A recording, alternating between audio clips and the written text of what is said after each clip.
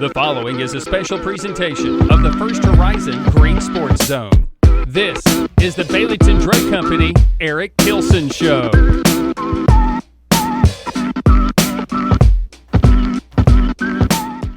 Welcome back to First Horizon's Green Sports Zone, and welcome back to this week's edition of the Baileyton Drug Company Eric Tilson Show, where we cover everything on the field with the North Greene Huskies football team. We'll recap this past week's 56-7 loss on Rebel Hill and preview this upcoming week's Region 1 1A clash with Cosby here in Baileyton. But as always, we need to get a word in from our sponsors first. So we'll be right back to talk about those two here on First Horizon's Green Sports Zone. The Baileyton Drug Company Eric Tilson Show is brought to you by the IHOP and Davy Crockett TA Travel Center, Ashley Drug Center, Gateway Ford Nissan, Tommy's Plumbing, by Baileyton Drug Company, and by First Horizon Bank. Here's a twist on your typical banking options. What if instead of choosing between a big bank or a small bank, you had one bank that's the best of both? That's First Horizon. Big bank muscle with small bank hustle. Big bank convenience and small bank connection. When the best of big meets the best of small, you get it all. To help you on the road to your horizon. First Horizon Bank.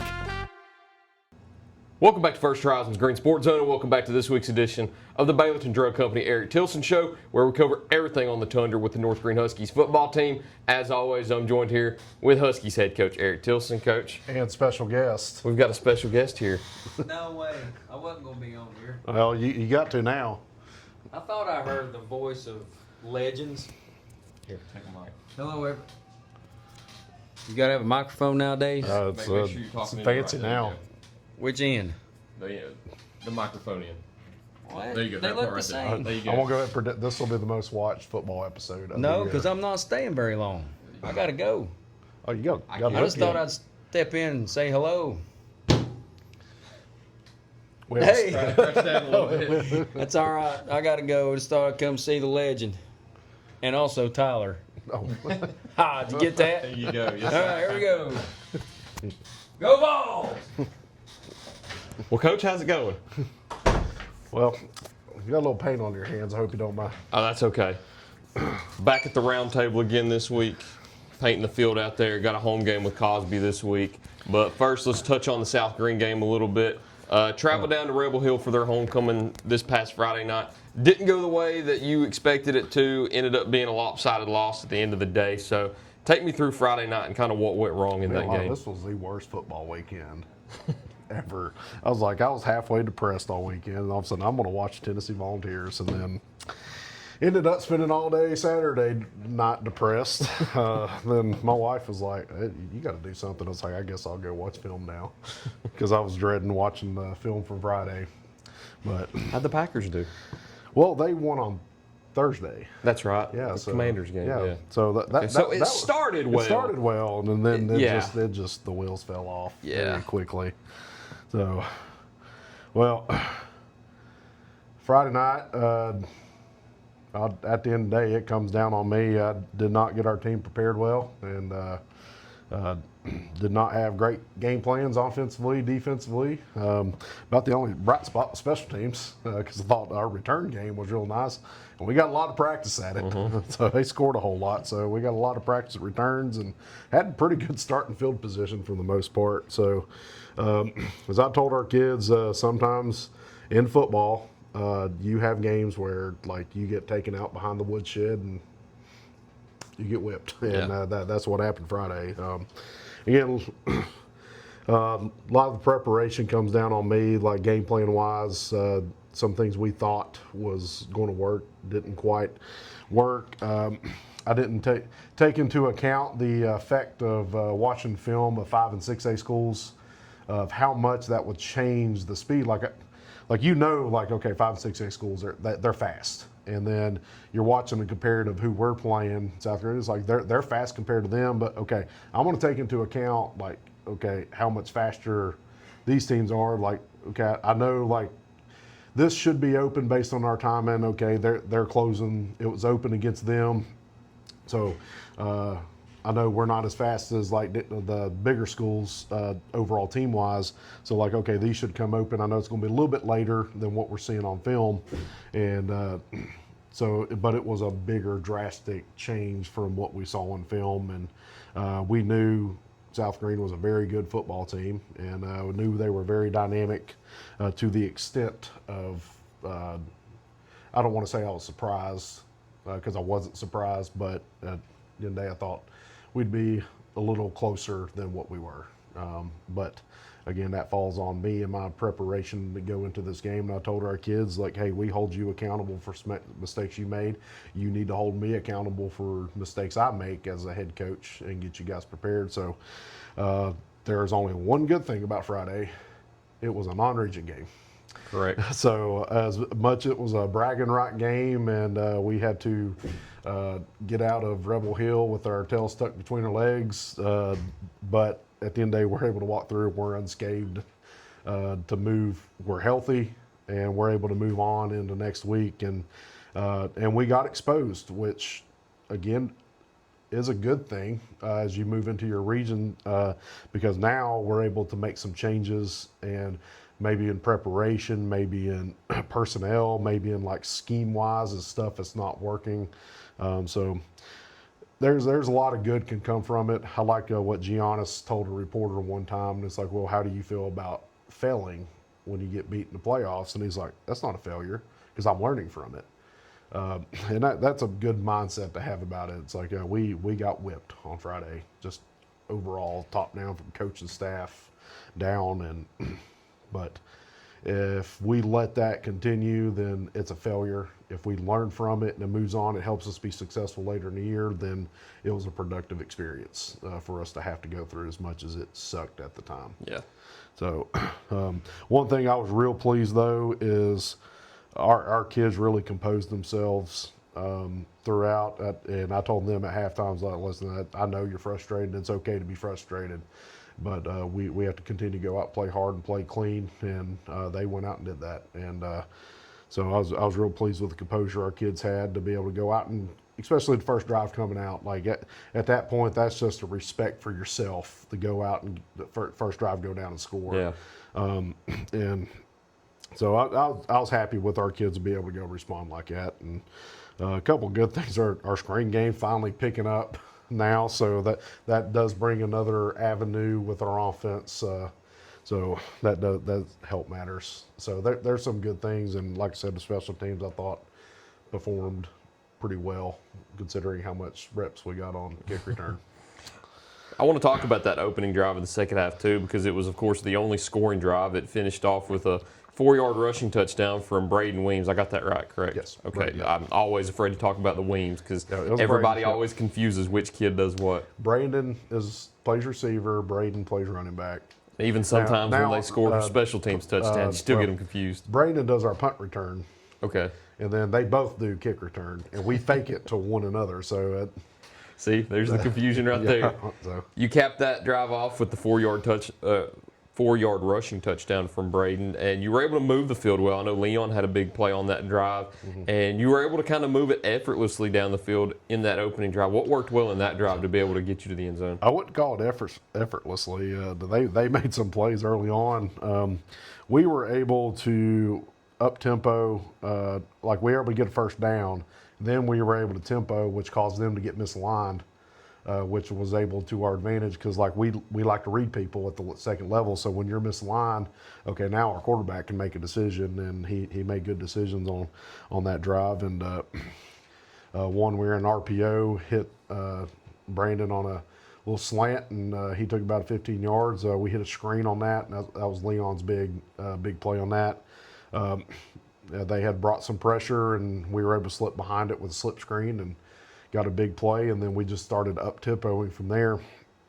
And then we tried to get some positive yards, and then we saw it, okay, we got the edge now, let's run it, and that's when Braden was able to get to the end zone. Had to reach for it, too. Yes. It was great effort on his part. Yeah. I want to talk about Thomas, too, before we cut to break and preview the Cosby game, because as always, your whole team runs through Thomas. I mean, you look at the stats at the end of the day, you only had 157 yards of offense, and he was responsible for 136 of that. He had 64 yards rushing on 13 attempts. He was 8 for 17 passing with 72 yards. He didn't play his best game the other night. Looked like he was shaky at a few points, but still at the end of the day, the offense ran through him as always, and I think he did a fine job composing himself down the stretch. You know, one thing I'll commend him for is, like in his mind, he was struggling quite a bit, and when you're struggling like that, one thing he did really well is he started controlling the things he can control. Like sometimes you can't control what the execution goes on, and he did a great job. Like, okay, I'm going to sprint from ball to ball. I'm going to make sure we're lined up. So like the stuff that you can control, like pre-snap, he started doing that type of stuff, and that's what you want to see out of a leader. A lot of his frustration comes from, like, we just didn't put him in a very good spot. In terms of play calling, in terms of schematics, like I said, we didn't put him in a good spot. So, yeah, that's where some of that frustration comes from, why he's not able to make great decisions out there. So we will turn around and get that stuff fixed. That's something I can easily fix. But he made the first couple drives, made some good plays with his legs, kind of like what we were expecting. A couple quarterback designed runs and able to hit some big plays, and then it felt like we couldn't ever get back to it later on. So, but again, credit goes to sometimes you can't get back to it because your opponents are forcing you not to be able to get back to it. So credit to their defense for kind of forcing our hand on what we were kind of always behind the 8 ball in terms of that they were a play ahead. So credit goes out to them. Our opponents played really well, so they were ready to roll. Not to take anything away from the importance of this past Friday night's game, but now you move into a game that's a little more significant and a little more important. You get Cosby now, which was a huge game last year that came down to decide who the Region 1 1A champions would be in Week 11 last year. It may decide who the champions are now in Week 5 of the season. Big game here midway through the season. You get it here at the Tundra again for the second year in a row. We'll talk about that in just a minute, though. So stick with us. Don't go anywhere. We'll preview that upcoming game with Cosby right quick here on First Horizons Green Sports Zone. Baileyton Drug Company services the surrounding communities of Baileyton with excellent patient care using a full-line pharmacy, over-the-counter selections, and a convenient drive-thru. When you visit us, you are treated as a neighbor, not a number. It's not just our slogan, but our culture. We're investing in our patients, local schools, and community. For over 5 years now, we have established ourselves as an independently family-run pharmacy that isn't driven by corporate goals. We are driven by what is best for your overall health and wellness. We're conveniently located so you don't have to make the drive. Prescription drugs are just the tip of the iceberg. We also offer natural remedies, essential oils, at-home medical needs such as walkers, rollators, bath accessories, as well as wound care products. And coming soon, basic urgent care services.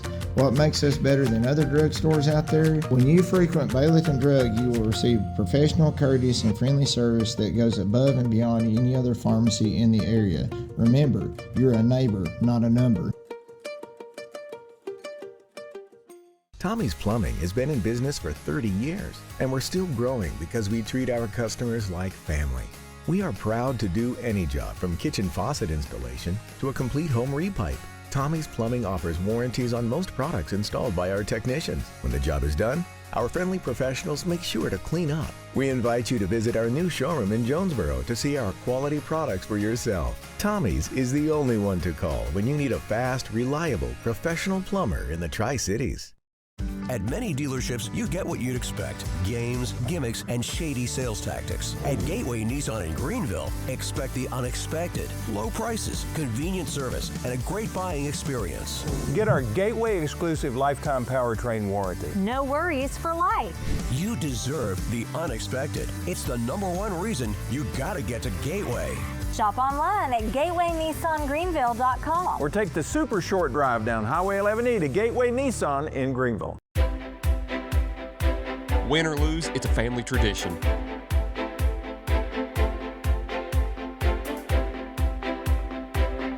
"24-hour hot breakfast, cold drinks, and a table big enough for the whole team, or just your team."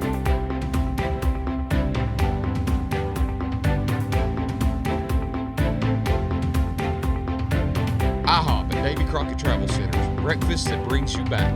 Open 24/7 right off I-81, exit 36. Welcome back to First Horizons Green Sports Zone, and welcome back to this week's edition of the Baileyton Drug Company Eric Tilson Show, where we cover everything on the Tundra with the North Greene Huskies football team. As always, I'm joined here with North Greene head coach Eric Tilson. So you got a big-time matchup this week. You got the Cosby Eagles walking into Baileyton again for a matchup on the Tundra. Last week, as we mentioned before the break, it was in Week 11, and it decided who the Region 1 1A champions would be. This year, you've got them in Week 5. From here on out, it's all region games. Your non-region games are behind you. It is insane that from Week 5 to Week 10, it's all region games now. You've got your second one of the year, arguably one of the most important games with Cosby on Friday night. What's the game plan going into Friday night's matchup? It just comes down to kind of what our 3 keys to victory are. It's like we got to get the ball to our playmakers in space and let them do their thing. When we've done that, we've been successful. So that going into this one, this is a big one to do it, kind of getting back to basics and not trying to overdo things, kind of let the movement be bigger than what it is. This is a regular season matchup in the middle of the year, and that's what this has to be, is when we just go out and play and just kind of play North Greene football, we'll be fine. We got to make sure we're aligned properly, make sure that we're able to fit leverage correctly defensively, and then we got to take advantages offensively where they give it to us. They're a very aggressive defense. They run the same stuff they've been doing the past 3 years. They're 3-3 stack, cover 3 outlook, and they bring a whole lot of pressure, and they are very multiple in their pressure. So our front has to be ready to have a good ball game, and that was the difference last year, was the front, and our front guys know that they've got to step up and come out and go execute really well. If we execute really well, we got a shot to come out and do this thing. So, of course, graduation has hit both teams. Yeah. So like that kind of equals out. They're good players, and then some of our playmakers from last year, so that's out. So it's like, okay, well, they lost this kid. Well, we lost our kids, but we're got kids in our senior class this year that flat out play, and we got a bunch of old guys. So I think our kids will be ready to go this week. So far, we've had a couple great days of practice. Just everybody locked in. A lot of the corrections we needed to make, we've made so far already, and our kids are ready to go. But we've got a lot of distractions this week in terms of homecoming. Homecoming, yeah. And as a coach, I don't know why. It seems like every big game we have here, it's always homecoming. And what was last year's? Well, it's first home game of the year. Okay, so you got it out of the way last year. Yep. So got it out early. So this year, that's why, because our next home game's after fall break. Okay, so wow, it's a long ways. It's pretty good ways off. So this is about the only option we had. But it's a lot of distractions. So getting our kids back ready, focused in on what they're supposed to do during practices, and they've done a really good job of that. So we always have a meeting starting off, kind of get everybody refocused, watch film. Then we'll either lift, we'll get out on the field and go to work from there, and they've done a real good job of refocusing what they need to do, and we've had a couple really good days, and which is good because this weekend, okay, you got about 24 hours with the previous game, and then you got to flush it, move on, and our kids have been able to do that. When you got an old team, typically they're able to do that. So a lot of times younger guys, they're the ones that kind of hold on to stuff, and they haven't learned, you lost a high school football game. Okay, let's move on. So our kids are ready for the challenge, and we've got to stop the run this week. They return a very good running back, and they kind of got 2 running backs. Both of them play. One of them plays like their H-back. One of them plays running back, and they switch positions.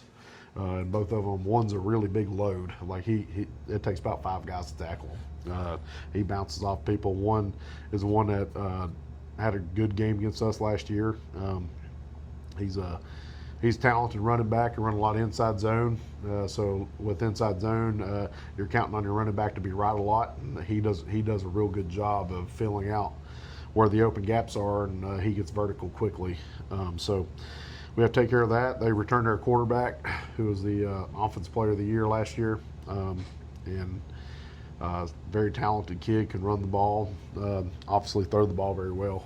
So we've big thing defensively is lining up correctly, make sure everybody's where they're supposed to be, and then we're at the point of attack. We got to make sure we tackle well, leverage correctly.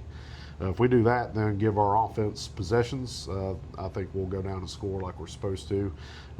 We've last couple of years we've struggled offensively, but I think it's time for us to open it up, and we got the kids to do it. How crucial is it that this game is at home again this year? Because that's something that we touched on last year in the interview before that important region championship game. And I'm going to ask you again, I mean, how important is it to have such a key region game here at home that will definitely determine the seedings going into the postseason? Well, you're able to control a lot more of the uncontrollable factors. Like, you don't have to worry about bus, don't have to worry about traffic, you don't have to worry about food, anything like that. It's like everything's taken care of here. Then you add the distraction of homecoming, so it's like almost like negated there. It cancels out. Yeah, you ask any coach, they can't stand homecoming. But I talked to two last week, and they couldn't stand homecoming. No, it's a lot of fun for the fans, and the one good thing is, like, it'll be packed. Cosby travels really well. And then we got our homecoming crowd. This should be about as packed as, yes, it'll be about as packed as it ever been here. So it'll be a exciting atmosphere. So I'm looking forward to it. Our kids are looking forward to it. And, we got a great challenge and look forward to stepping up to the challenge. As always, at the end of every interview, I ask I ask you the question that you love the most about what it boils down to win a game on Friday night. You've got 3 keys to the game that you need to carry out in order to get that victory against Cosby on Friday night. What are they? You got to have a great effort, great tackling, and playmakers got to make plays. I need to go back and figure out how many we've done now, because you're a perfect 100% hit rate on these 3 keys. Well, when you game. Control what it is, it's pretty easy to be 100%. So it varies from week to week depending on coaches, but you can always count on Coach Eric Tilson to give you these same 3 keys to the game every single week. If you have great effort, great tackling, and your playmakers go out there and make plays, it's easier to win ball games on Friday night. That's what you hope to do against Cosby on Friday night. Well, I heard a funny line from Barry Carter. He said, "Well, I'm not giving you necessarily the the cure. I'm giving you a solution, not the cure." So he's like, "This is what you're supposed to do, whether you go out and do it or not." Yeah. I laughed pretty good about that one. The many quotes of Coach Barry Carter. Yes, they're fun to watch. Sometimes I like to go back and watch the replay because it's just kind of fun watching your own games. Yeah. Plus, you actually see some stuff that, like, I didn't realize that happened. And you get to listen to Coach Barry Carter, too. That's also a treat in and of itself. I think sometimes Brian Staten gets surprised. At some of the things he says, yes. They're a good dynamic. Yes. We can't ever break them up. You'll always see Brian Staten and Coach Barry Carter together. You can't break those two up. Well, no, so it's fantastic. So he needs to keep up the good work. Absolutely. But if you can't make it out on Friday, we'll have this game on radio for you. You can listen to it on the Big Dog, WIKQ. If you can't make it out, but we do encourage you to make it out on Friday night. Come support the Huskies on homecoming night as they play the Cosby Eagles in an important Region 1-1A matchup that will definitely determine the postseason seeding going down to it when we reach November. But as of right now, I believe that's all I got for you, unless you've got anything else to add. Well, I was about to say, you guys aren't streaming. They can watch it on NFHS. There you go. And then play the radio over top of it. There you go. If you can get it synced at the same time, that'd be beautiful. That'd be great. That'd be hard to do, though. Yes. So, Coach, that's all I got for you. Yep. Appreciate it once again. Thank you all for watching this week's edition of the Baileyton Drug Company Eric Tilson Show. Look forward to seeing you next time here on First Horizons Green Sports Zone.